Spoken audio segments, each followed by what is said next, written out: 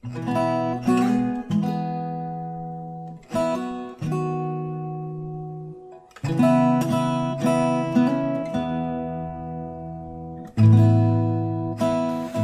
saudara-saudara, apa kabar? Perjumpaan saya yang pertama di tahun 2023 dengan saudara-saudara sekalian. Ini adalah hal yang menyenangkan. Jadi ini adalah Urban Life, bulan Februari, minggu keberapa sekarang ini? Minggu kedua ya. Minggu kedua sekarang ini. Saya dalam beberapa minggu ini akan membahas seri pengajaran dasar kita yang saya menyebutnya dengan membangun budaya, building culture of the kingdom. Jadi kita ingin membahas budaya kerajaan bersama-sama, membangun building the culture of the kingdom. Penting sekali buat kita untuk memahami apa yang kita sebut dengan kingdom culture. Nah, ya ada banyak sih, tapi kita mau menjadikannya kultur. Jadi masalahnya begini, ini udah tahu kalau saudara ikutin ya. Saya berkhotbah udah lama banget. Udah berapa tahun saya berkhotbah? 40 tahun saya berkhotbah, itu udah lama banget. Jadi kalau saya cuma berkhotbah ingin menyampaikan sesuatu atau cuma mau berbicara supaya orang paham, sudah bukan itu tujuan saya lagi ya. Sekarang saya cuma ingin apa yang saya sebut dalam perjalanan kehidupan ini. Saya mulai sadar bahwa kita sebenarnya harus membangun budaya. Kita harus membangun kultur dalam kehidupan kita. Jadi kita harus membangun kultur yang sehat di tengah-tengah kita ya. Kultur ini yang kalau kita pertimbangkan ya, sekarang kultur kita yang lagi diserang. Itu betul-betul. Jadi sekarang ada yang namanya cultural war, ada pertempuran kultur. Jadi kultur dunia melawan kultur kerajaan kegelapan melawan kultur kerajaan. Ini sedang terjadi di mana-mana. Bagaimana orang percaya tetap memegang kultur kerajaan, itu penting. Saya kasih contoh misalnya, Daniel itu tinggal di 3 kerajaan yang berbeda. Jadi Daniel itu ada di 3 kerajaan yang berbeda ya. Dia orang Yahudi, dia percaya kepada Tuhan, dia percaya kepada Jehovah sebagai Tuhannya, tapi dia ada di 3 negara yang berbeda. Dia pertama ada di bawah kerajaan Babilonia, itu luar biasa. Harusnya dia dengan mudah ikutin kultur Babilonia, betul nggak? Tapi dia enggak tuh. Dia tetap memegang kultur yang dia percayai, yang saya sebut sebagai kultur imannya Daniel. Dia pegang kulturnya. Nah, pengertian memegang kultur ini bukan sekedar tradisional, bukan. Dia mengikuti banyak perubahan, tapi dia tetap berpikir bahwa dia harus berpegang. Imannya menjadi kekuatan kulturnya dia. Dia tetap memegang itu. Ganti kerajaan. Setelah Babilonia, kemudian kita kenal ada yang namanya kerajaan Media ya, Medi Parsi ya, itu dia. Kerajaan Media ini adalah kerajaan yang kemudian menguasai juga selama 40 tahun. Daniel tetap berpegang pada kulturnya, tidak berganti. Dia tetap hidup benar di hadapan Tuhan, tidak terganggu imannya. Kemudian yang terakhir adalah kultur yang kita sebut dengan di kerajaan yang terakhir. Ini Media Parsi yang terakhir ini, di mana dia bertemu dengan Darius, cucunya Nebukadnezar langsung. Saya bisa bayangin nggak? Dia sudah ada di tiga pemerintahan. Tetap sama itu, kulturnya tetap sama. Itu tetap mempengaruhi cara berpikirnya. Jadi memang kalau saya pertimbangkan ya, mengapa kita perlu membangun kultur? Ini sebenarnya di kita secara khusus gereja-gereja Indonesia kali, atau gereja-gereja yang punya kultur yang berbeda ya. Kita tidak bawa kultur Indonesia di sini kan? Tidak dong. Kita membawa kultur kerajaan di sini, bukan kultur bangsa kita yang kita bawa ke sini, tapi kultur kerajaan. Dan di sini mereka punya kultur, kita punya kultur. Tapi ini yang paling penting kan. Kita harusnya mengizinkan iman kita mempengaruhi kultur kita, sehingga kemudian kita punya budaya adalah budaya iman. Nah, itu saya akan share dengan kita hari-hari ini. Mungkin 2 atau 3 pertemuan ke depan kita akan bahas hal tersebut. Nah, kenapa? Kalau saya tanya pada kita, apa sih yang dimaksud dengan kultur atau budaya itu? Menurut kita, yang gampang, what is culture? Orang biasanya berpikir culture itu budayanya, bahasanya. Tapi terbanyak kita akan berpikir adalah nilai-nilainya atau apa? Kebiasaan-kebiasaan yang sudah terbangun lama. Itu pengertiannya. Tapi saya menemukan sebuah definisi yang saya pikir bagus kita pertimbangkan. Definisi ini disampaikan oleh seorang yang bernama Joy Bonifacio. Saya suka definisi ini. Jadi saya pakai definisi ini. Arti dari budaya adalah ini dalam bahasa sehari-hari. Adalah segala sesuatu yang kita lakukan tanpa pikir. Itu budaya namanya. Pernah nggak ingat kita buat sesuatu tanpa pikir? Itu berarti sudah budaya itu. It become culture because it's actually have a big influence in our lives. We are aware or not aware about it. Kita sadar apa nggak sadar, itu udah kuasai kita. Misalnya aja, contoh paling singkat.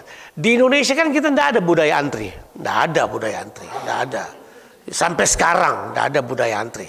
Nah, kita yang sudah lama tinggal di negara barat yang sudah belajar budaya itu, datang ke Indonesia suka gondok sendiri ya. Gondok. Terus dia seperti tidak rasa bersalah loh. Dia sambar kita di depan lagi ganti mau ya, kan sekarang naik pesawat kan sekarang sudah kayak naik omprengan kan sekarang gitu.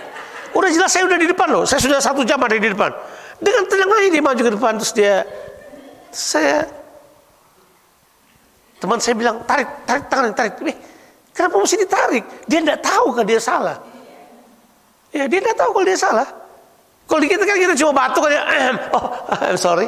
Mereka enggak, kita udah batuk sampai udah sakit paru-paru. They don't care. What is the problem? Mereka melakukannya udah tidak lagi aware, udah nggak sadar itu. Jadi apa saja yang kemudian menguasai kita, terus kemudian itu apa? Kemudian itu menguasai kita dan tanpa sadar telah kuasai kita, itu jadi budaya buat kita. Nah. Ini kemudian saya perhatikan. Kenapa ya? Ini kenapa? Bukan cuma masalah language loh ini. Kenapa kita susah memindahkan budaya iman kita kepada generasi berikutnya? Kenapa? Second generation selalu ada masalah. Misalnya, dulu di Indonesia berapi-api begitu sampai di sini, kita kehilangan second generation kita. Kenapa? Karena begini, iman belum sampai menjadi budaya. Karena ini masalahnya. Apa saja yang tidak menjadi budaya itu tidak dapat dipindahkan pada generasi berikutnya. Nah, di situ be carefully. Apa aja yang tidak menjadi budaya itu tidak dapat dipindahkan kepada generasi berikutnya. Apa saja? Apa saja yang bukan budaya akan tidak bisa dipindahkan kepada generasi yang lain. Jadi kalau kita belum memiliki budaya iman, jangan harap anak-anak kita akan memiliki iman. Tidak akan. Mereka akan bertumbuh dengan cara yang berbeda. Ditulis di Alkitab, ini sedangkan Yosua loh, ini pemimpin besar bangsa Israel, kurang kuat apa kepemimpinannya? Dia cinta Tuhan, dia taat, dia ahli perang, ahli strategi, good leadership, semuanya dia baik. Cuma masalahnya begini, begitu lahir orang-orang yang tidak mengenal Yosua, hilang seluruh budayanya. Alkitab bilang begini, lalu Yosua meninggal, dan ada lagi tua-tua meninggal. Ini Alkitab bilang, bangkitlah satu generasi yang tidak mengenal Tuhan. Tidak mengenal jalan-jalan Tuhan. Tidak mengenal kuasa dari Tuhan. Bangkit sebuah generasi yang gak kenal Tuhan. Terus kita tanya, kenapa ya? Padahal Yosua hebat banget loh. Kenapa? Masalahnya begini, iman mereka tidak jadi budaya dalam kehidupan mereka. Iman tidak menjadi sesuatu yang kuat berbicara dalam kehidupan mereka. Makanya di perjanjian baru ada cerita yang bagus. Kapan-kapan kalau sudah ada waktu, baca cerita tentang Timotius. Paulus bilang pada Timotius gini, hey Tim, kamu itu punya keuntungan karena begini, nenekmu itu, wah dia mulai dari neneknya. Neneknya yang bernama Lois, iman nenek-nenek ini karena cerita. Dari nenek yang bernama Lois telah mengajar dia tentang kebenaran firman Allah. Itu kemudian pindah kepada ibunya. Makanya jangan bercanda sama iman mama itu. The power of mama powerful. Mama ini kemudian turunkan iman pada Timotius. Makanya kita bilang ini, ya, kamu harus percaya bahwa iman yang ada pada nenekmu Lois kepada ibumu Eunike. Kalau Inggrisnya bilang apa? Lois Eunice. Ibu yang bernama Eunice itu kemudian turun kepadamu. Jadi kamu itu sebenarnya sudah punya dasar yang kuat. Ada firman Tuhan yang telah menguasai kehidupanmu. Begitu. Ya itu. Saya sebenarnya pengen teliti dari anak-anak saya. Sebenarnya saya pengen meneliti anak-anak saya sendiri loh. Iya. Kalau dibilang bahwa saya ajarin mereka, tidak banyak mungkin. Seriously, tidak banyak. Pertama saya travel banyak kan. Tidak ada. Tapi mereka dari kecil itu entah kenapa ya, Mereka dari kecil baik-baik banget, sampai besar baik-baik aja tuh. Ya, terus saya pengen test case anak-anak saya. Kenapa bisa kayak begitu? Padahal jarang loh, saya jarang dengan mereka. Ya, kalau mau dipikir nanti pindah ke Australia, baru saya bisa intens dengan mereka. Di Jakarta mereka dari umur berapa? JC kan pindah ke sini umurnya 5, mau 6, dia 6 tahun udah di sini. Jadi sampai 5 tahun itu susah banget. Saya travelnya ke seluruh Indonesia, muter kemana-mana. Saya bahkan ketemu mereka itu paling sebulan cuma 1 minggu kalau ada waktu sama mereka. Bayangin, ngeri banget pelayanannya. Jadi saya bersyukur pindah ke Australia itu, haleluya. Pindah ke Australia kan kita mesti sama-sama mereka, bayangkan, ke taman bareng, ketemu Superintendent United Church bareng. Sampai mereka berkata, kamu bawa anak-anak, tapi mereka harus dibawa kan. Ketemu sama saya kita bawa. Akhirnya kemudian kita membangun sebuah hubungan yang cukup sehat. Tapi selebihnya kalau mau dibilang, apa yang mereka lihat tanpa sadar loh. Mereka kemudian, makanya saya yakinnya begini, begitu budaya kita kuat, ada kuasa mempengaruhi orang lain tanpa mereka sadari.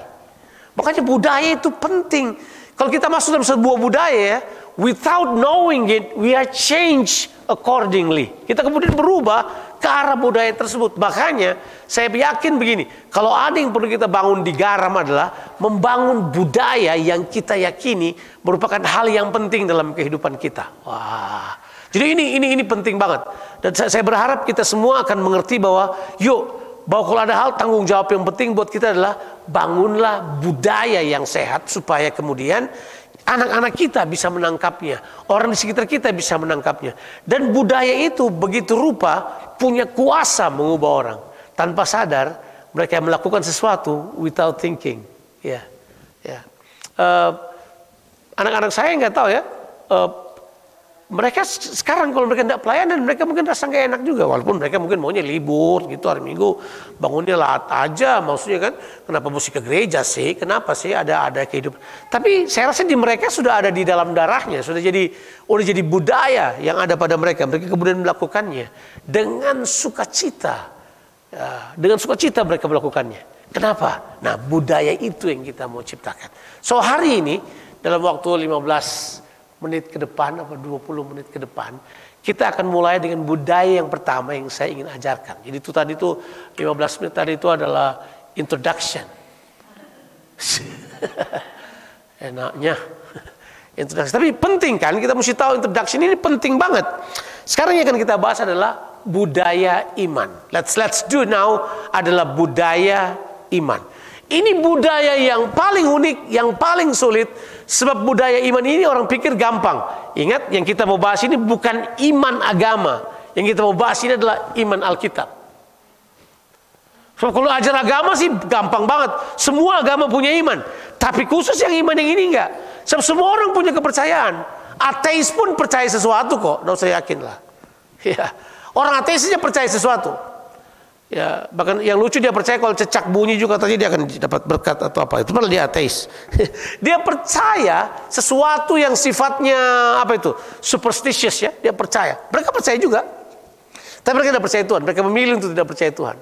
Tapi yang ingin kita bahas adalah iman yang datang karena hubungan dengan Tuhan. Dan ini adalah sesuatu yang unik. Jadi saya berharap bisa 15-20 menit lah kita bahas ini, karena orang Garam kan cerdas-cerdas. Kita itu sudah lama bersama, jadi you can follow me through. Sekarang kita mulai membahas dari budaya iman. Jadi judulnya ini budaya iman, kita mau bahas ini. The faith culture. Yuk kita mulai dengan membaca Kejadian 12. Ini kisah tentang Abraham. Nah, repotnya untuk menjelaskan ini saya harus mundur dulu 12 pasal sebelumnya untuk membahas pasal 12. Jadi kita harus mulai dari pasal yang pertama. Sebab begini, kalau saudara membaca pasal 12 kitab Kejadian tentang pemanggilan Abraham, saudara tidak bisa mulai dari situ. Saudara harus tarik mundur ke belakang. Karena begini, kitab Kejadian 12 ayat 1. Kita lihat kitab Kejadian pasalnya yang ke-12. Kejadian pasal yang ke-12. Nah, saya mesti jelaskan bahwa kita tidak bisa mulai dari sini, sebab Kejadian pasalnya yang ke-12 ayat 1 sampai ayatnya ke-5 yang populer dibacakan oleh orang ini, itu adalah, saya sebut saja, Kejadian 12 ini adalah permulaan baru dari kegagalan perjanjian. Jadi ada 3 perjanjian yang sudah gagal dulu, baru ada pasal 12. Jadi Abrahamic covenant itu adalah perjanjian yang keempat. Ada 3 covenant sebelumnya yang gagal. Ya, saya sebut saja, saya harap saudara bisa menangkapnya ini. Mungkin saudara mau cari-cari, siapa tahu mau buka Google, mau cek, mau pelajari, lebih bagus. Jadi perjanjian yang pertama di Alkitab itu, covenant yang pertama itu namanya Adamic Covenant. Kejadian 1 ayat 26 sampai ayatnya ke-28. Itu gagal. Gagal kan? Manusia jatuh dalam dosa kan? Gagal di pasal 3. Perjanjian yang kedua itu namanya Edenic Covenant, perjanjian Eden namanya. Itu adalah perjanjian keluarga, bahwa keluarga itu satu, laki-laki akan meninggalkan ayah dan ibunya, mereka akan menjadi satu daging, kemudian mereka akan menjadi satu di dalam Tuhan, mereka telanjang dan tidak merasa malu. Terus kemudian mereka adalah yang mengelola semua yang Tuhan percayakan. Itu perjanjian. Itu juga gagal, betul ya? Gagal. Saya tidak perlu bahas. Gagalnya sederhana. Karena pasal 3 mereka memberontak terhadap Allah. Mereka tidak mau ikutin Tuhan. Puncak dari dosa manusia adalah pasal 6 kitab Kejadian. Pasal 6 kitab Kejadian, manusia karena berdosa jadi sangat jahat. Coba kita lihat pasal 6 dulu aja. Kita baca pasal 6 ayat 1. Coba kita baca pasal 6 ayat 1 sampai mungkin 2. Ketika itu manusia bertambah banyak jumlahnya di muka bumi, dan bagi mereka lahir anak-anak perempuan. Ayat yang kedua, maka anak-anak Allah mengambil bahwa anak-anak Allah perempuan manusia itu cantik-cantik. Kalau mereka mengambil istri dari antara perempuan-perempuan itu, siapa saja yang disukai mereka. Ayat yang ketiga, ini kemudian statement ini muncul. Berfirmanlah Tuhan, rohku tidak akan selama-lamanya tinggal di dalam manusia. Tuhan menghukum mereka ya, karena kejahatan mereka. Karena manusia itu adalah daging. Ingat lu, manusia itu adalah apa? Bilang dulu kata itu. Manusia itu adalah apa? Daging, natural, alamiah. Tapi umurnya akan 120 tahun saja. Ayat yang keempat, coba kita lihat. Ayat 4, pada waktu itu orang-orang raksasa ada di bumi juga saudaranya, ketika anak-anak Allah menghampiri anak perempuan dan Oke, tidak usah bahas teologianya ini. Sudah pasti tanya siapa sih Nephilim sama situ. Saya tidak akan jelaskan itulah. Panjang itu. Kalau jelas itu kita perlu studi kitab Kejadian barangkali 6 bulan lamanya, tapi kita enggak. Oke. Jadi ceritanya manusia sangat jahat. Klimaksnya ayat yang kelima, ketika dilihat Tuhan bahwa kejahatan manusia besar di bumi, dan bahwa segala kecenderungan hatinya selalu membuahkan kejahatan semata-mata. So ini klimaks dari dosa, kejatuhan itu. Akhirnya ayat yang ke-6 dibilang, maka menyesallah Tuhan bahwa Ia telah menjadikan manusia di bumi, dan hal itu memilukan hatinya. Udah, tidak usah ikuti cara berpikir orang yang tidak percaya Tuhan. Kok Tuhan menyesal sih? Mereka cari-cari cara kan. Kalau Tuhan sudah tahu kenapa dia menyesal, nanti kita bisa bahas itu nanti. Tapi kira-kira ayat yang ke-7, Tuhan ingin hancurkan dunia ini. Coba lihat, 7. Aku akan menghapuskan manusia. Wow. 2 kali kata itu, bahwa aku menyesal menjadikan manusia. So Tuhan hukum manusia. Selesai. Jadi 2 perjanjian yang pertama gagal. Oke, selesai. Air bah tutupi dunia ini. Betul ya? Air bah tutupi dunia ini. Kemudian hanya 8 orang yang diselamatkan. Sudah tahu. Siapa itu? Nuh, 3 anaknya sama istri mereka. Tolong jangan ikutin itu Noah punya cerita yang dimainkan oleh Russell Crowe. Bukan itu, please, jangan itu jadi reference saudara. Alkitab aja reference saudara ya. Tolong jangan lihat itu buku. Itu film, itu fiktif ya. Terus kemudian dibilang begini, Tuhan kemudian datangkan banjir, pasal 8, pasal 7 dan 8. Berapa hari air memenuhi bumi? 40 hari saja. Bukan 40 tahun lah, 40 hari aja. 40 hari kemudian surut. Tuhan memulai perjanjian yang ketiga, namanya perjanjian Nuh. Nuh kemudian menjadi tokoh, tapi juga gagal Nuh. Nah ini, kalau cerita Nuh agak sedikit banyak penjelasannya juga, tapi saya berusaha secepatnya. Saudara kalau memang mau diskusi dengan saya tentang hal ini boleh. Tapi Nuh begini, Nuh punya 3 orang anak. Setelah banjir surut, Tuhan memulai perjanjian baru dengan Nuh. Pasal 9 ayat 1 sudah temukan ada perjanjian Nuh 9 ayat 1 sampai pasal 11. Tapi begini, keturunan Nuh berbuat kesalahan fatal. Namanya adalah Ham. Sayangnya kesalahannya terlalu ditutupi di sepanjang sejarah, sampai kemudian mereka berpikir cuma begini. Jadi Nuh katanya bikin kebun anggur, kemudian Nuh minum anggur, kemudian dia mabok. Karena dia mabok dia telanjang. Terus ada 3 anaknya melihat hal tersebut. Satu anaknya bernama Ham. Jadi ada 3 anaknya Nuh, siapa namanya? Sem, Ham, Yafet. Anaknya entah yang keberapa yang namanya Ham itu, dia melihat ketelanjangan bapaknya. Tapi dari bahasa aslinya, dan semua ahli teologi berpikir seperti ini, pakar teologi berpikir bahwa dia bukan cuma melihat, dia melakukan sesuatu dengan hal tersebut. Ya, kalau cuma lihat kan dia juga mabok, dia lihat. Tapi kedua anaknya yang lain, yaitu Sem dan Yafet, itu menutupi aurat bapaknya. Kemudian mereka berjalan mundur sambil berjalan menutupi aurat bapaknya dan tidak mau melihatnya. Sedangkan Ham melihatnya. Tapi kata melihatnya ternyata bukan cuma melihatnya. Itu kemudian menjadi sebuah diskusi yang panjang, sehingga kemudian disebutlah itu merupakan dosa Ham. Ham ini kemudian dikutuki, bilang dulu dikutuki.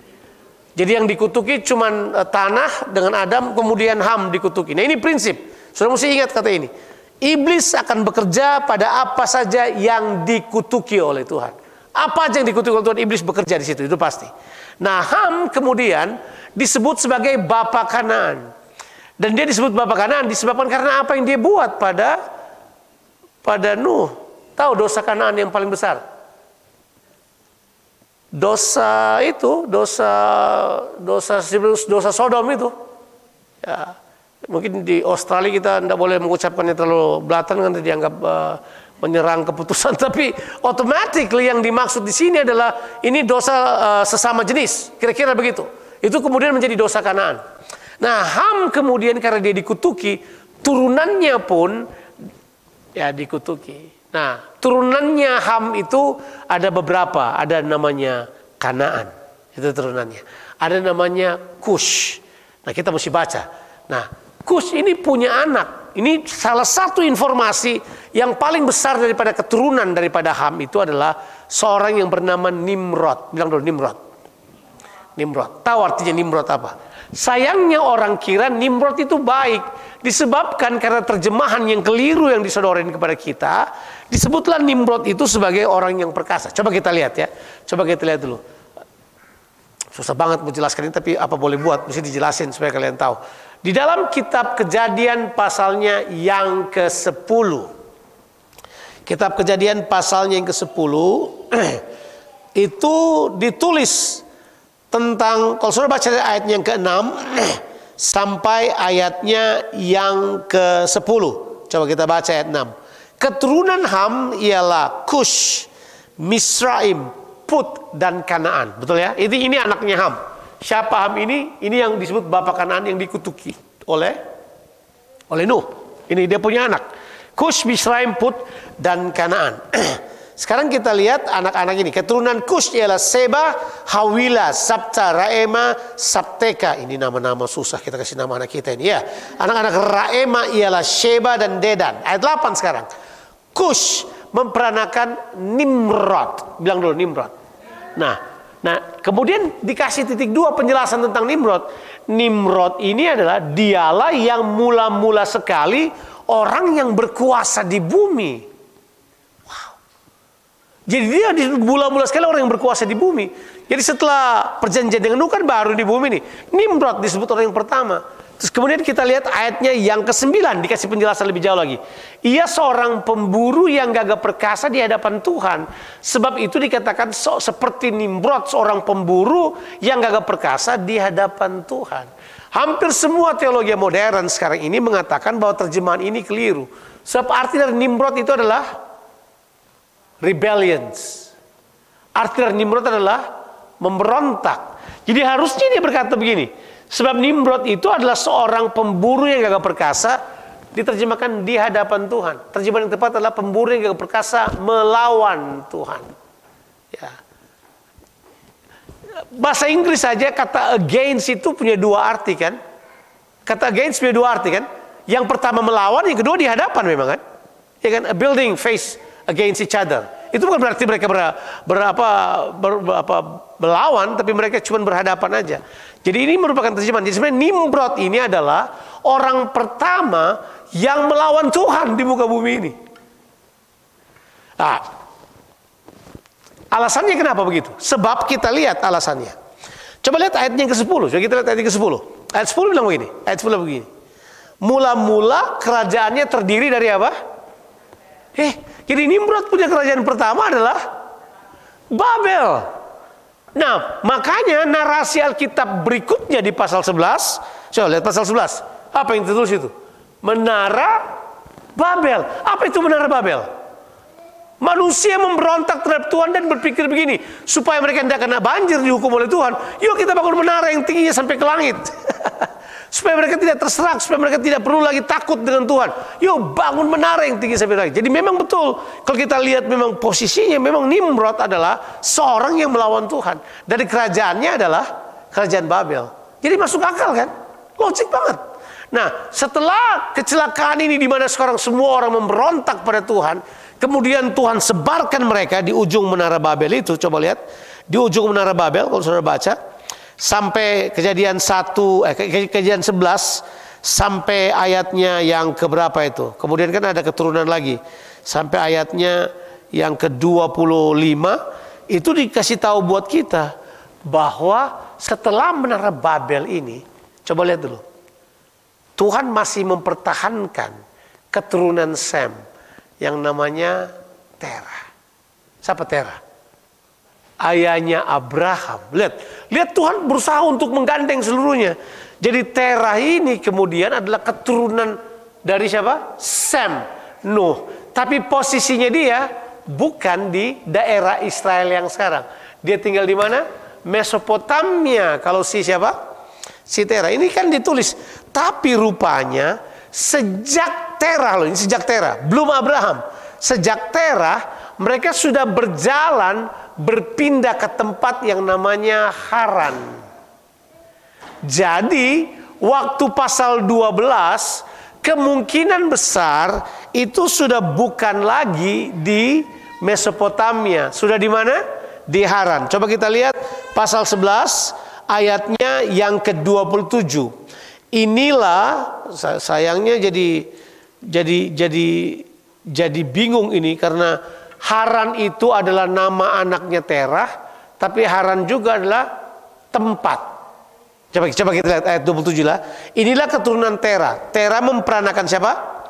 Abram, Nahor, dan Haran. Lihat dulu, Terah, Nahor, dan siapa? Haran. Terah memperanakan Abram, Nahor, dan Haran. Jadi Abram itu punya dua saudara, Nahor dan siapa? Haran. Tapi coba kita lihat ayat paling terakhir di situ. Umur Terah ada 205 tahun, lalu ia mati di Haran. Jadi Haran itu adalah nama orang, saudaranya Abram, tapi juga merupakan nama tempat. Ya. Nah, jadi kalau saudara baca pasalnya yang ke-12 ayat 1, wah ini luar biasa. Nah, kita mesti lihat ya. Jadi seluruh keluarga Abraham itu adalah penyembah Babylonian. Mereka menyembah Babel. Itu jelas. Keturunan itu. Nah, itu yang kemudian suaranya muncul. Kapan-kapan kalau kita baca Alkitab secara naratif, itu Alkitab punya jadi gini. Di zaman Alkitab Perjanjian Lama itu kan ada dua negara besar ya. Jadi Israel sebagai umat Tuhan itu ada di dua negara besar, Babylonian dan Mesir, betul ya? Babilonia dan Mesir. Israel kecil di tengah ini. Jadi dua kata yang dipakai di situ. Ini dua negara besar. Tuhan berkata ini, keluarlah dari Babel, itu yang pertama. Keluarlah dari Mesir, itu yang kedua. Jadi bisa dibayangin nggak? Tuhan berkata begini, bukan ide keduanya sekalipun mereka negara besar, tapi Tuhan berkata begini, kamu harus percaya bahwa ada sebuah perjalanan iman yang luar biasa. Dari situlah Tuhan panggil Abram. Jadi pasal 12 kalau kita baca baru masuk akal. Jadi ya, ini membaca Alkitab secara narasi. Apa boleh buat, ini kayak kuliah teologi aja, pengantar perjanjian baru seri pertama. Tapi begini, ini sekarang mesti jelas ini. Sekarang begini, Abraham dipanggil. Nah, coba lihat sekarang. Disinilah kita mengetahui bahwa panggilan iman itu panggilan dari keluar dari satu kebudayaan untuk masuk pada kebudayaan baru, kan gitu. Oke, keluar dari satu kebudayaan untuk masuk pada apa? Kebudayaan baru. Coba lihat dulu. Jadi perjalanan iman Abraham dimulai dengan keluar dari budaya yang lama. Itu jelas. Makanya ayat 1 berkata begini, berfirmanlah Tuhan kepada Abram. Jadi hal pertama yang paling penting di sini adalah iman bagaimanapun dia dasarnya harus firman. Iman punya dasar adalah firman. Iman punya dasar bukan perasaan, bukan pengetahuan, bukan merasa lebih enak, bukan apa-apa. Bukan karena ada janji di baliknya. Iman punya dasar pertama adalah firman. Benar. Iman punya dasar adalah firman. Kita harus mengerti budaya itu adalah, begitu kita beriman, budaya kita adalah budaya firman. Firman harus menjadi patokan. Firman yang harus menjadi substance. Firman, substance itu apa ya? Sesuatu yang mendasari hidup itu. Apa sih? It's a foundations of existence. Dia adalah dasar dari suatu kehidupan, setelah satu keberadaan. Jadi dibilang di situ bahwa berfirmanlah Tuhan kepada Abraham. Ini dia. Disuruh pergilah dari apa? Negerimu. Kedua, pergilah dari apa? Sanak saudaramu. Yang ketiga, dari rumah bapamu. Coba lihat dulu. Negerimu, sanak saudaramu, rumah bapamu. Ya, negeri. Wah, tahukah? Kita kan sampai sekarang, kita ini masih bawa identitas negeri kita loh. Ya, biar saya mau bilang, saya orang Australia. Mana lo orang Australia pendek itu, hitam, lo orang Ambon. Udah pasti orang Indonesia kamu. Ya, saya orang Indonesia. Saya tetap bawa identitas itu. Orang expect saya mengeluarkan budaya itu. Orang harapkan saya seperti itu. Karena saya orang Indonesia. Saya tidak berkata ini, saya orang Uganda. Kamu boleh tinggal di Uganda 20 tahun. Kamu tetap orang Indonesia. Because you are carrying with you your birth culture. Kamu bawa itu.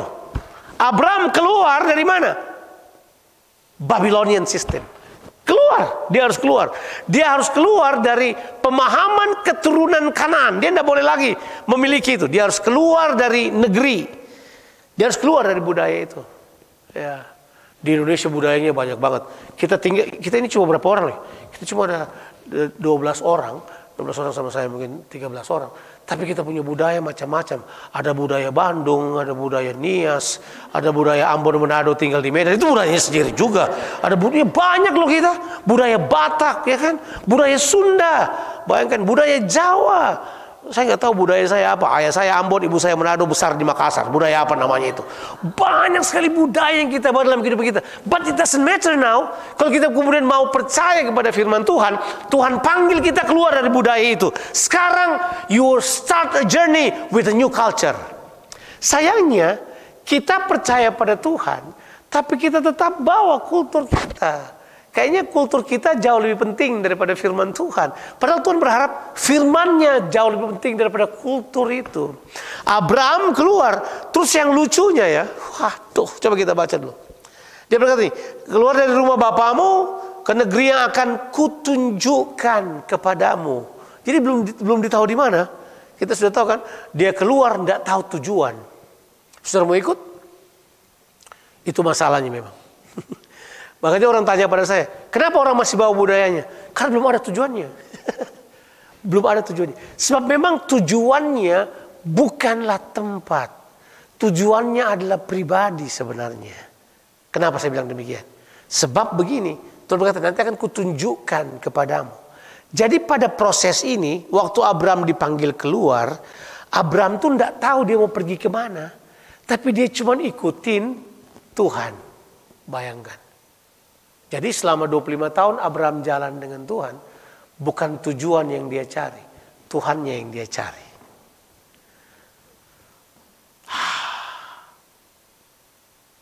Saya waktu bacain saya belum paham. Apa yang Tuhan buat di situ. Kalau sudah baca ayat kedua sampai ayatnya yang keempat sudah janji. Nah, iman juga didasarkan janji memang. Ya kan? Semua agama tawarkan janji juga sama orang. Tapi kalau di sini janjinya itu dia bilang begini buat kita, bahwa gini, hey, kamu akan menjadi bangsa yang besar. Itu masa depanmu. Tuhan janji kita akan berkuasa. Tuhan janji anak-anak kita akan diberkati. Siapa yang berkati kamu akan diberkati oleh Tuhan. Siapa yang mengutuki kamu akan dikutuki oleh Tuhan. Dia berkata demikian. Dan oleh-olehmu semua bangsa akan menerima berkat. Bayangin, janjinya hebat banget. Tapi it doesn't matter kan? Karena janji itu pasti nanti terjadi. Tapi dia harus selesaikan beberapa hal. Ini yang saya sebut proses iman. Nah, yuk kita belajar iman sebentar. Karena ini budaya susah. Yang pertama begini. Allah yang berbicara pada kita itu roh. Bilang dulu roh. Tahu roh gak? Itu tidak berwujud. Enggak kelihatan. Jadi dia adalah roh. Kita ini daging. Jadi sebenarnya pasal 6 itu, pasal 6 kita baca tadi, telah memberitahukan bahwa ada sebuah hubungan yang tidak masuk akal, yaitu hubungan antara roh dan daging. Ya kan? Saudara nggak baca itu? Makanya baca Alkitab, kita harus tahu betul. Karena Alkitab bilang begini, rohku tidak akan lagi apa? Selama-lamanya bersama dengan mereka. Tapi sebenarnya Tuhan punya roh mau bergaul dengan kita. Tapi kan nggak masuk akal. Spiritual bergaul dengan natural. Semua pengajaran itu pisahkan antara spiritual dan natural. Cuma Alkitab yang beritahu dari awal begini. Kita ini spiritually natural and naturally spiritual. Ini pelajaran iman yang paling membingungkan. Sebab hanya iman saja yang bisa membuat kita yang natural ini dapat merasakan hal yang supranatural sebagai hal yang dapat dinikmati. Cuma iman aja. Coba kalau orang tanya, Tuhan ada nggak? Ada? Mana? Mana buktinya? Ada. Mana? Coba tunjukkan buat saya. Yang nggak kelihatan. Nah, sementara dunia punya budaya begini. Ini budaya dunia. Kalau tidak kelihatan, berarti tidak ada. Kita di Australia di-train dengan budaya itu untuk dari kecil. Kita udah dikasih tahu, kalau nggak kelihatan nggak ada, sudah jangan percaya. Betul kan? Nggak kelihatan berarti tidak ada. Benarkah kalau tidak kelihatan tidak ada? Ternyata ada banyak yang nggak kelihatan tapi ada. Ada. Saya bisa main-main dengan kita punya pemikiran dengan saudara bahwa ada banyak di pikiran kita yang nggak kelihatan tapi ada. Kan saudara nggak ada otak loh. Mana otak lo? Mana? Nggak ada, nggak kelihatan. Pikiran lo mana? Ada pikiran nggak? Pantasan kamu nggak ada pikiran. Atau pikiranmu nggak main, nggak ada. Mana? Saya kata, oh ada pikiran saya. Mana? Buktikan pada saya. Jadi yang lucu, mereka juga nggak bisa memutar. Oh ada otaknya. Coba bongkar otakmu, saya mau lihat. Coba. Mana? Oh iya, kita bisa cek, bisa ditemukan. Oh iya, mana? Otak bisa, tapi pemikiranmu siapa yang tahu? Dari mana datangnya pemikiran? Kamu boleh bilang mekanismenya ini dan itu. Coba kasih tahu buat saya. Mana? Itu. Kita kasih taruh warna merah aja di depan saudara. Lala bisa lihat merahnya merah lain, mungkin ada yang lihat merahnya warna lain, bisa lain. Mau berantem soal itu? Enggak. Jadi kesimpulannya sederhana, hanya iman saja yang bisa memberitahukan pada kita bahwa Tuhan yang tidak kelihatan itu ada. Nah, budaya itu mesti kita bangun terus. Udah susah, mana Tuhan? Enggak kelihatan tapi ada. Sudah mau mati nih sekarat. Ada Tuhan nggak? Ada, nggak kelihatan, tapi ada. Bayangkan waktu Abraham ganti nama, Bapa segala bangsa. Come on, mana anakmu? Ada, tapi nggak kelihatan. Bakal datang nanti. Mana? Ada, tapi nggak kelihatan. Itu budaya iman. Bisa nggak kita membangun budaya iman kayak gitu? Nggak kelihatan tapi ada. Anakmu terikat narkoba. Enggak, Tuhan akan lepaskan dia. Mana buktinya? Gak kelihatan, tapi ada. Pasti satu saat. Ya kan? Anak-anakmu kelihatan bodoh-bodoh nih semua gimana? Enggak, saya tahu mereka akan berhasil di masa yang akan datang. Karena Tuhan ada dengan mereka. Mana buktinya? Ada, tapi gak kelihatan. Bisa gak? Loh, itu budaya iman namanya. Makanya diberitahukan buat kita di dalam Ibrani pasal 11 ayat yang pertama, iman adalah apa? Dasar dari segala sesuatu yang kita harapkan, dan dia adalah bukti dari segala sesuatu yang tidak kita lihat. Nggak kelihatan, tapi yang ada. Belum kelihatan. tapi ada. Bisa nggak punya iman kayak gitu? Itu perlu dilatih, Pak. Makanya kita ini banyak orang Kristen udah gagal di depan. Orang Kristen sudah gagal di depan karena begini, tidak diajar bahwa iman itu soal kesadaran pada apa yang tidak kelihatan. Kita udah gagal duluan, nggak ada ya, kita tunggu-tunggu aja. Kalau ada oke, kalau nggak juga nggak apa-apa. Jadi aku tes ini di Australia loh ini, aku tes orang. Kenapa kamu percaya Tuhan? Ya kita percaya aja. Terus dia jawab gini, ya kalau nggak ada yang penting kita pernah percaya gitu aja. Maksud lo? Ya kalau misalnya kita mati terus Tuhan nggak ada ya nggak apa-apa lah. Yang penting selama hidup kita. Jadi kamu pikir iman itu hanya sebuah fata morgana, sesuatu yang nggak jelas? Enggak, iman itu ada. Dia selalu ada. Dia adalah, Alkitab bilang iman adalah dasar. He is the substance of what we hope for and is the evidence for what we cannot see. Dia adalah bukti dari apa yang tidak bisa kita lihat. Bisa nggak itu? Tahu nggak berapa tahun Abraham belajar itu? 25 tahun lamanya. Oh gagal? Gagal. Ganti perjanjian? Ganti. Tukar? Gagal. Gagal. Ada ide yang coba memancing dia dan berkata gini. Ya gini, ada budaya di sini gini Bram. Gini Bram. Gini. Budayanya gini. Kamu bisa tidurin istrimu punya budak. Kan perbudakan itu budaya. Jadi anak dari budak istrimu, anakmu juga. Ya udah, kerjain aja. Dan kan ide itu bagus sekali buat Abraham. Kan Abraham oke mari, bawa Hagar ke sini, tidur sama Hagar, dan memang lahir anaknya. Dan dia pikir menurut matanya, menurut penglihatannya yang natural, tidak melihat lagi mata spiritual, dia pikir itu jawaban Tuhan. Dan dia nikmati banget Ismail. Ismail 13 tahun itu dinikmati oleh Abraham sebagai perjanjian Tuhan loh. Saya betul berkata bukan itu. Nanti yang lahir dari Sarah yang akan menjadi anak perjanjian. Ismail bukan. Ismail disebut anak kedagingan. Ishak disebut anak rohani, a spiritual. Spiritual blessingnya ada di Ishak, bukan di Ismail. Bahkan Abraham pas pikir di garuk kepalanya, ya ampun, ini apa ini? Tapi begitulah iman. Iman itu kamu harus percaya bahwa Tuhan ada sekalipun tidak ada. Latihanlah itu. Yang luar biasa kita itu karena Tuhan kita memang lain, bukan Tuhan sebagai Tuhan kita. Sebab kita nanti tenang kalau ada uang di bank account kita. Lebih gampang kita tenang kalau ada uang di bank account kita daripada kalau nggak ada uang kan? Kalau saya bilang nggak ada uang tapi Tuhan tetap ada, bisa nggak? Bisa. Tapi Bang Jo juga susah lah kalau uang nggak ada. Iyalah, sama bilang tidak. Tapi kita semua bergumul tentang sebuah fakta kan, bahwa memang susah. Kita lihat uang yang biasanya ada 4 digit lah, paling sedikit lah. Kalau kita di Australia, ya kalau sudah 5 digit sudah mulai lebih enak. Kalau sudah 6 digit, sudah sedap sekali 6 digit kan. Itu sudah ya paling tidak kamu harus profesor doktor gitu kan. Tapi ya, bisa bayangin nggak? Ini punya uang 2 digit, kita yang penting ada.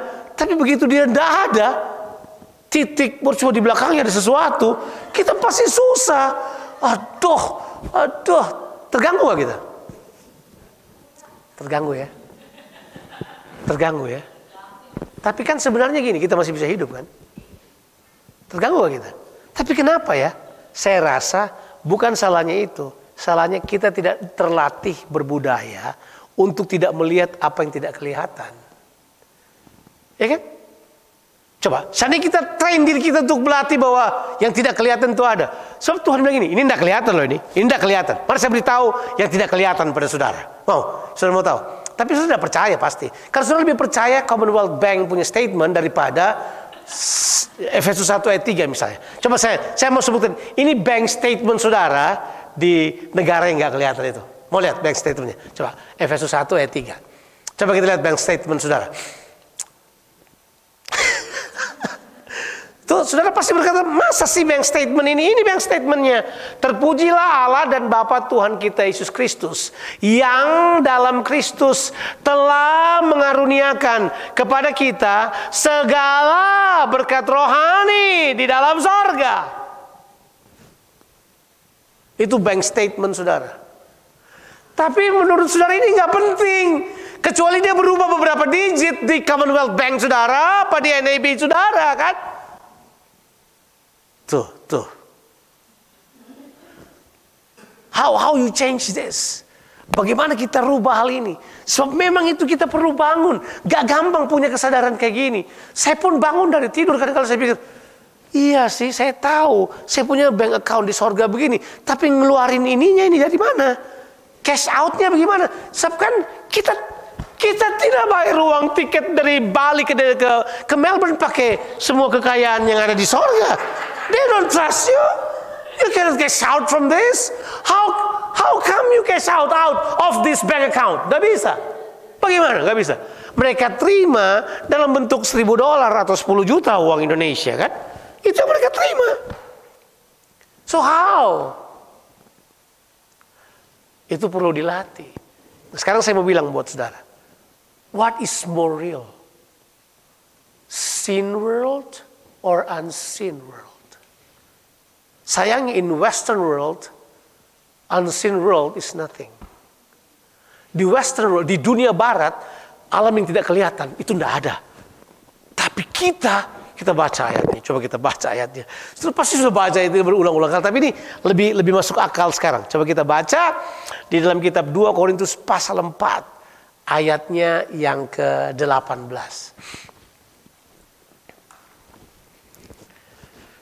Aduh. Coba kita lihat.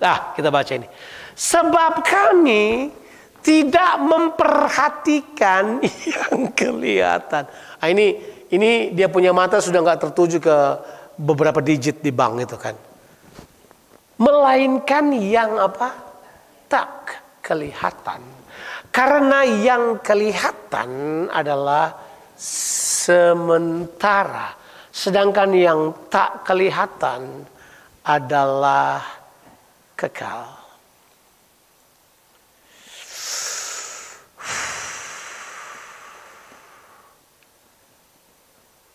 Oke. Sudah ngerti lah pasti ya. Walaupun pasti berproses kita memikirkan sebab kita lebih cinta yang kelihatan daripada yang tidak kelihatan. Ya susah sih. Mencintai yang tidak kelihatan. How come? But that is faith. Itulah iman. Membangun budaya itu perlu dilatih, berproses, perlu mengizinkan firman Tuhan kuasai kehidupan kita. Makanya baca firman penting, sebab iman adalah dasar kita. Dan iman muncul dari mana? Firman Tuhan yang kita dengar, yang kita renungkan. Oke, satu lagi ayat. Saya pikir cukup lah ya. Cukup lah. Saya kira contoh Commonwealth Bank dan beberapa digit yang sudah miliki udah cukup mengganggu otak saudara. Saya pikir itu bagus. Kita baca itu dan saya kira saya selesai di sini aja. Nanti kita tambah lagi lah kalau kita ada waktu. Di kitab Ibrani pasal 11 ayatnya yang ke-6. Ini kata penting sekali.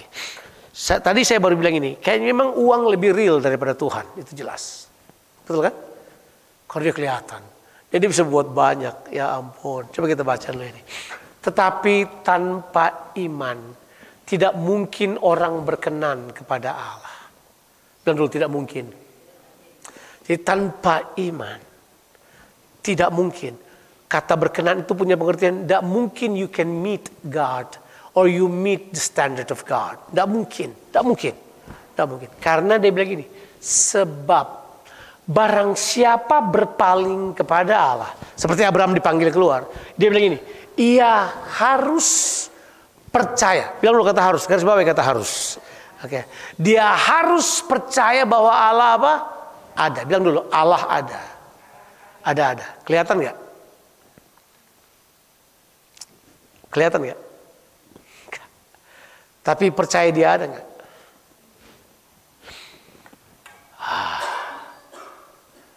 Aduh. Ya. Bahwa Allah ada dan bahwa Allah memberi upah. Bilang dulu, Allah ada dan Allah memberi upah. Kata memberi upah itulah yang saya bilang cash out-nya kita. Allah memberi upah. Jadi cash out-nya kita juga harus dengan iman. Dia memberi upah kepada orang yang sungguh-sungguh mencari dia. Wow. Jadi ada kesungguhan mencari. Ada kesungguhan menjadikannya prioritas. Ada kesungguhan untuk kata mencarikan seek itu adalah sesuatu yang merupakan quest of the world. Quest of personal thing in our lives. Saya mau cari Tuhan, saya mau tahu kehendaknya. Padahal nggak kelihatan. Nggak kelihatan. How you build that? For years.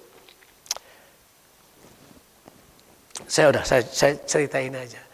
Satu kali, nggak tahu kalau saudara ikutin nggak. Pak Iskandar ya, bapaknya Stella itu, Pak Iskandar itu kirim sebuah, dia selalu kirim khotbah kan. Saya yakin saudara sudah nggak lihat lagi lah, terlalu banyak kadang-kala kan. Saudara sudah nggak lihat lagi. Tapi saya dengar satu kali khotbah dari seorang ibu. Khotbah, dia punya renungan pagi, saya dengerin juga. Sudah pikir saya gini, saya mesti dengerin khotbahnya orang juga. Dan Sapa Gembala, GKI Gunsa, sedap, ya kan? Ya, di cerita itu dia memulai dengan cerita ini. Nah, saya mau ceritanya buat saudara. Seorang raja memanggil ahli tukang emas paling terkenal di kerajaannya. Kemudian dia panggil tukang emas itu, kemudian dia kasih emasnya yang banyak. Kemudian ini, tolong buatin saya sebuah cincin. Ingat gak? Sudah dengar gak? Tahu? Dari wajah sih nggak dengar ya itu. Tolong membuatkan saya sebuah cincin. Dan kemudian ukirlah pada cincin itu sebuah kalimat yang akan kira-kira menjadi kesimpulan dari seluruh pengetahuan yang kau miliki sebagai tukang emas, ataupun kesimpulan dari kehidupan saya sebagai raja. Kira-kira gitu. Nggak gampang kan? Tukang emasnya terima itu, tukang emasnya bilang, give me some times, because this is not easy. Ya udah, rajanya seperti biasa kan raja gitu, dia suruh, dia terserah. Lu bikin apa enggak ya, gue suruh. Pokoknya lu datang aja dengan berbulan-bulan. Tukang emasnya pikir apa yang dia mau tulis di cincin itu gitu. Berbulan-bulan dia cari. Udah, akhirnya he came up with something. Dia dapat sesuatu, right? Dia dapat sesuatu. Kemudian dia tulislah di cincin itu. Mau tahu tulisannya apa? Udah. Tulisannya begini. This too shall pass.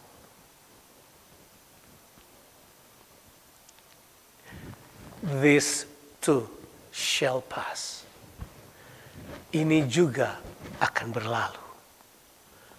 Ya, sudah dia persembahkan kepada rajanya. Rajanya senyum. Senyum kayak ngerti, padahal nggak ngerti. This too shall pass. Ya udah, karena udah dibuat, itu merupakan kesimpulannya. Dia pakailah cincin itu. Seperti biasa dia pakai, pun tidak tahu apa artinya. Satu kali, raja menghadapi kesulitan yang sangat berat. Dia udah nggak tahu, jalan keluarnya udah nggak ada. Tapi sementara dia lihat-lihat cincinnya, tiba-tiba tulisan pada cincin itu muncul keluar. This too shall pass. Dia bersyukur bahwa ada tulisan itu, bahwa masalah ini pun akan berlalu. Ini budaya iman itu melatih kita keluar dari keterbatasan kita, masuk kepada ketidakterbatasan Tuhan. Sebab cerita moral dari cerita itu adalah ini: kita semua ini dibatasi oleh masalah kita paling banyak. Kita semua dibatasi oleh keterbatasan kita. Kalau kita nggak ada uang, ya udah terbatas banget kita. What can we do? We don't have anything to do. Nggak ada uang. Uang rumah sakit bagaimana? Tiket bagaimana? Uang sekolah anak bagaimana? Uang makan bagaimana? We actually prisoned by our sin world. Tapi dia berkata, enggak, tapi kamu punya sesuatu. Kamu bisa break free dengan imanmu. Kamu bisa keluar dari apa yang cuma kelihatan. Kamu bisa percaya pada apa yang tidak kelihatan. Makanya iman dan pikiran harusnya dapat berjalan bareng. Dulu kita ajar iman dan pikiran selalu bertentangan. Jawabannya tidak. Itu logika dunia. Logika iman tidak. Bahwa iman pun berpikir. Dan pikiran iman itu begini. Bisa tidak kelihatan di muka bumi ini. Saya kasih contoh. Tes saja. Kalau saudara tutup mata kemudian saya tanya. Tolong beritahu pada saya. Mobil yang paling ideal buat saudara mobil apa? Coba. Oh, Max pasti punya lah. Johnny pasti punya. Perempuan biasanya nggak terlalu pusing. Laki-laki pastilah ya. Tutup mata. Mobil kayak apa mobil paling ideal buat kita? Pasti ada dong di pikiran kita. Ya kan? Ada dong. Itu di pikiran lo. Kelihatan nggak? Nggak. Ideal nggak? Ideal. Kamu mau nggak? Mau. Mau. But unseen. Tuhan bilang gini, things that unseen, it's eternal. Apa yang nggak kelihatan, itu kekal. Yang kelihatan sementara. This too shall pass. Yang kelihatan akan lewat apa? Masalah paling besar. This too shall pass. Keindahan yang paling luar biasa. This too shall pass. Kasihan. This too shall pass. Oh, ini sesuatu yang menakutkan. Ini penyakit nggak ada obatnya. This too shall pass.